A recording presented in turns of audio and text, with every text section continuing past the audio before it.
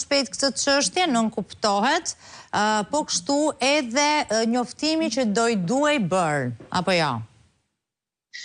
Shiko, unë mendoj, Armela, për ta parë pak në një panoram pak më të madhe. Deri më tani prokurorët e posaçëm, pavarësisht se disa prej tyre apo disa hetima apo veprime të tyre në fakt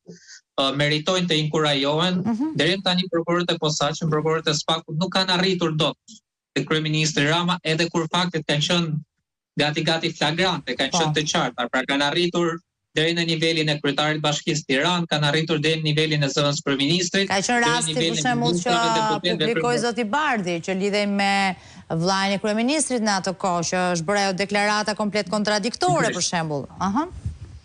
Pikërisht, ne në fakt një nga deputetët e grupit parlamentar të Partisë Demokratike gjatë raportimit që pati kreu SPAK-ut, për shembull i evidentoi një element që ishte me shumë interes, sepse ish ministri i Brendshëm asaj kohe, sot kryetari i grupit parlamentar të Partisë Socialiste në parlament u shpreh se unë e di kush është personi 45 vjeçar me flokë shkurt, zeshkan e kështu me radhë. Në asnjë rast prokuroria e posaçme nuk e thirrri ta ulan ballën, as si ministër të Brendshëm, as si deputet, as si person që ka djeni për ta pyetur se kush është ky person. Pra dhe hetimi për Olsi Ramën nuk e zullua sërish, duke thënë që ne nuk arrim dot të identifikojmë personin. Por desha të them këtë gjë, domethënë që besoj tani edhe qytetarët e kanë të qartë dhe e kanë kuptuar që drejt sot prokurorët e posaçëm nuk kanë arritur dot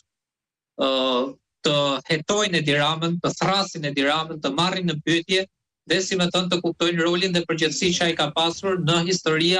historira të ndryshme të shkeljes së ligjit, afera korruptive kështu me radhë, siç ka qenë rasti i aferës së incineratorëve, apo siç është edhe rasti i kësaj afere, pra i aferës së tunelit të Llogaras, e cila sigurisht nuk duhet lidhur vetëm me emrin e Belinda Ballukut, por duhet parë edhe dhe lidhur ngushtë me emrin e Edi Ramës, sepse është absolutisht e kuptueshme që nëse Edi Rama do kishte qenë kundër kësaj historie, sado pushtet dhe mundësi dhe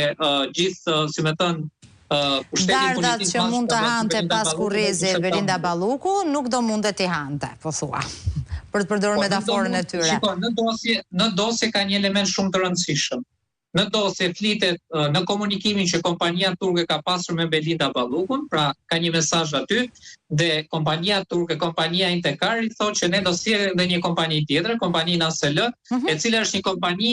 e njohur e favorizuar që ka mbështetjen e zotit president. Dhe zotit president, unë besoj që e kuptoni që nuk bëhet fjalë për Bayram Begaj, po bëhet fjalë për presidentin e Turqisë. Tani homologu i presidentit të Turqisë nuk është Belinda Balluku. Pra nëse ka pasur bisedime dhe diskutime rreth kësaj çështje, ato bisedime dhe ato diskutime i ka bërë Edi Rama me presidentin e Turqisë. Kështu që në këtë kuptim është e qartë, si më thënë, se kush ka qenë në nisje apo në burim të kësaj historie dhe do duhet që SPAK-u të shkojë